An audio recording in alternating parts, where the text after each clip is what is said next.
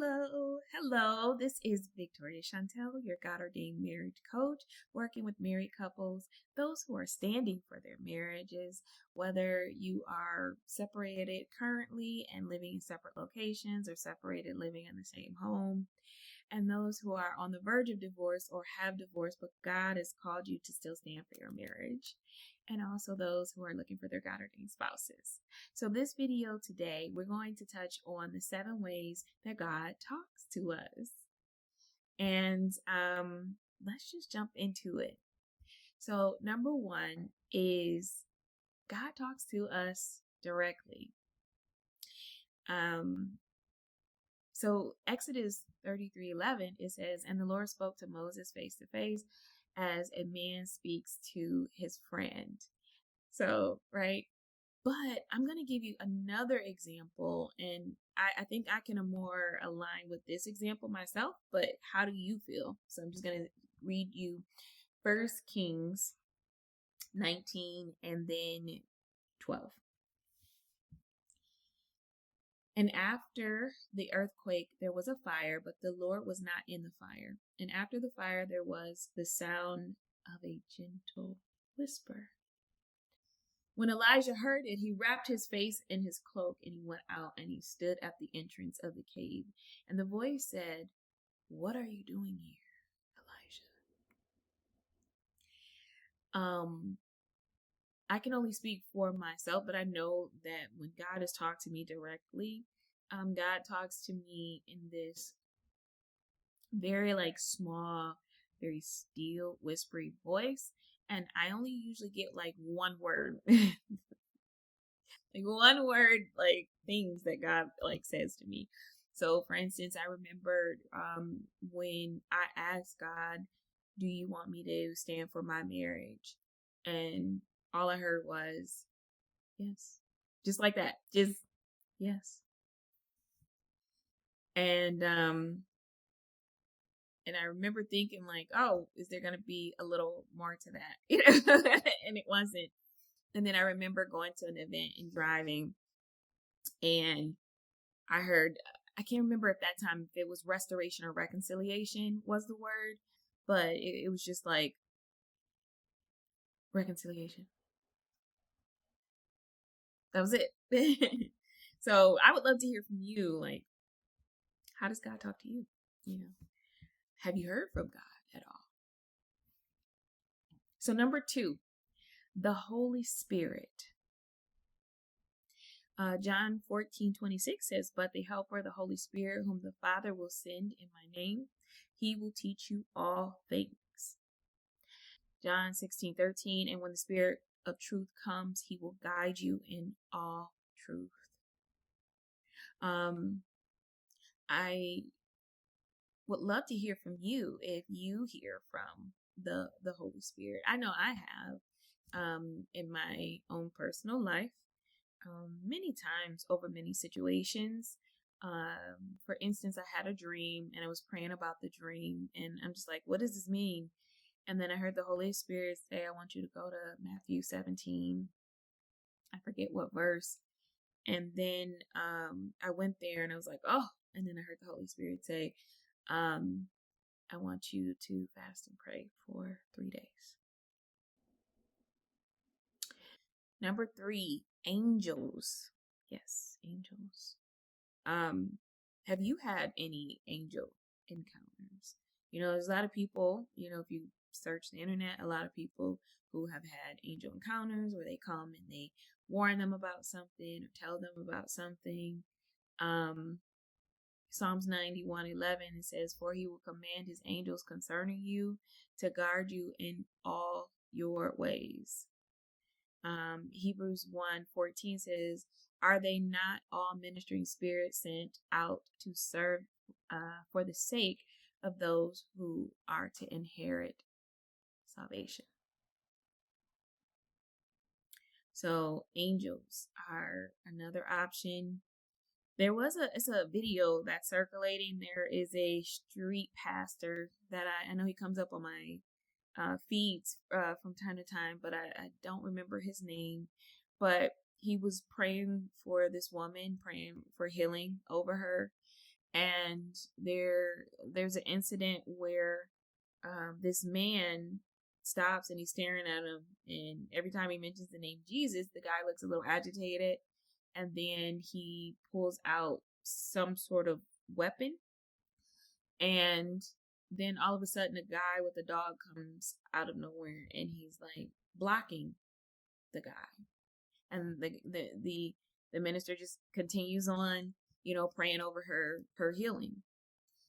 And there's many times where through angels, God will give us a word, will send protection. In my own personal life, I remember I was going through a situation, and I remember asking God, do you hear me? Like, am I doing things right? Lord, I just don't know. And I don't know how long after I prayed that some man actually popped up on my door, and he said he was lost and he wanted to see if I could give him a ride. I'm like, give you a ride? And I had these big, massive pit bulls, like 3 pit bulls, and they were going crazy. And he was like, can I come inside?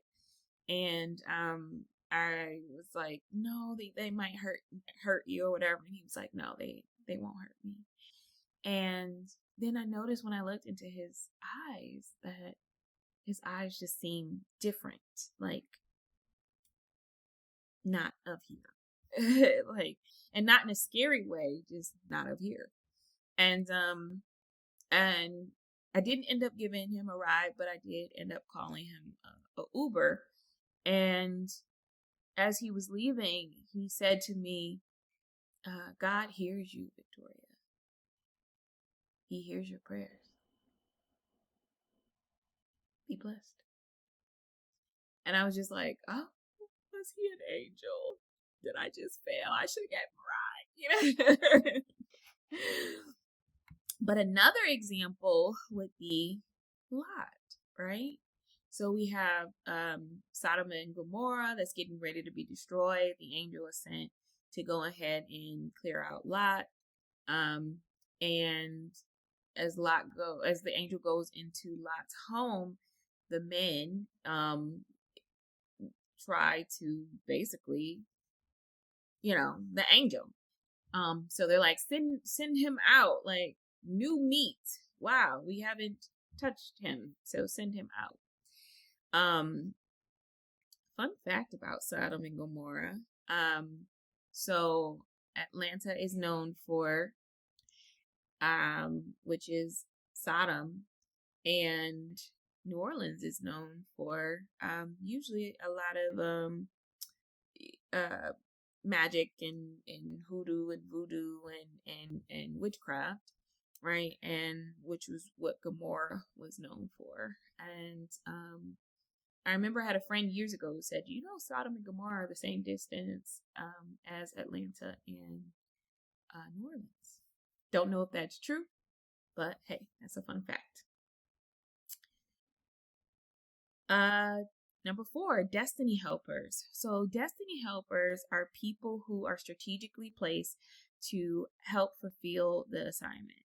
So that would be like, so when Saul is on the road to Damascus and he is blinded, so he goes blind, right? Because of his sin.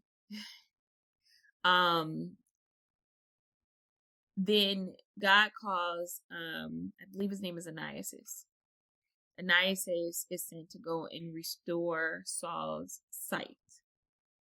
Right. So you can have destiny helpers. That's just one example. But maybe someone came along and they gave you a word, or maybe someone came along and they helped you with something. Maybe you're one of those people who, you were crying out and you're like, Lord, how am I going to do this? And then all of a sudden your bill gets paid, or groceries just show up and things like that. So it's people who are strategically placed to fulfill the assignment. You have number 5, dreams and visions. Joel 2:28 says, I will pour out my spirit on all flesh. Your sons and daughters shall prophesy. Your old men shall dream dreams, and your young men shall see visions. So dreams and visions, we know that can, what was a good example, Joseph, right? Seeing that he was going to be a leader in the future. It probably didn't turn out at the beginning the way that he thought, right? Because he spoke it up and he told people, his brothers, who became jealous, and then they sold him, right? But God can give us dreams and visions.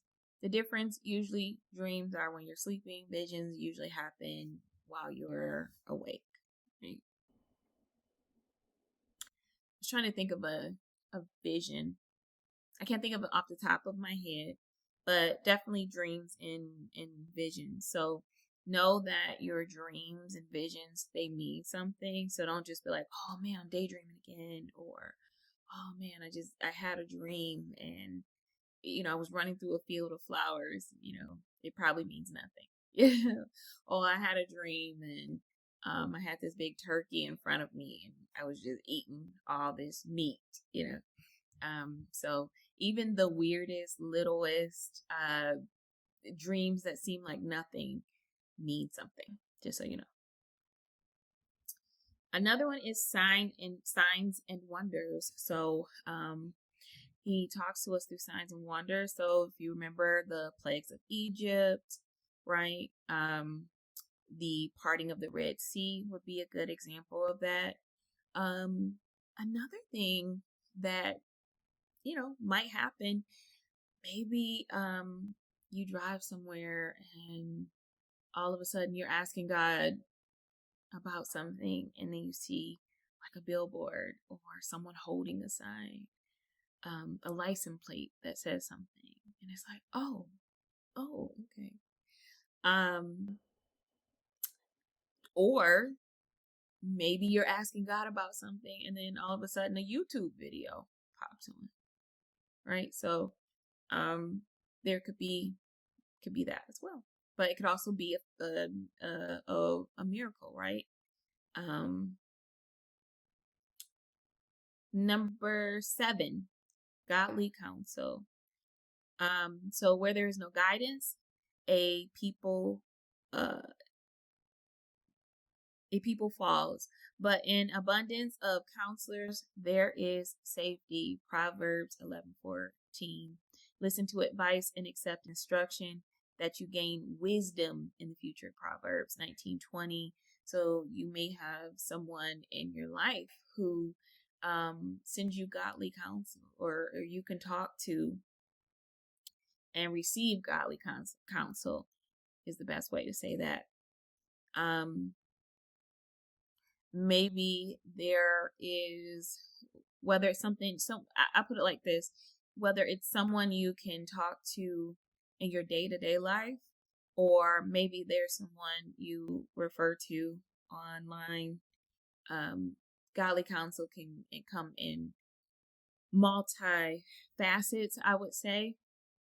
Maybe it's a mentor, a pastor, a grandmother, mother, father, So just those people who you trust, who are believers, who like they are in the word, they love God, and they would not steer you wrong. And so oftentimes you could go to them with your questions, and God can use that person to impart wisdom, right? Or they can impart the wisdom that God has taught them throughout the years as well. So that is it. This video is a lot shorter than the others. Yay. But that is the 7 ways that God talks to us. Let me know, how does God talk to you? How does he show up in your life?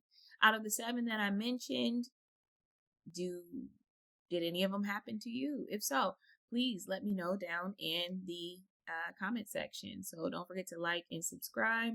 And I can't wait to do another video. See you on the next one. You guys have a wonderful night.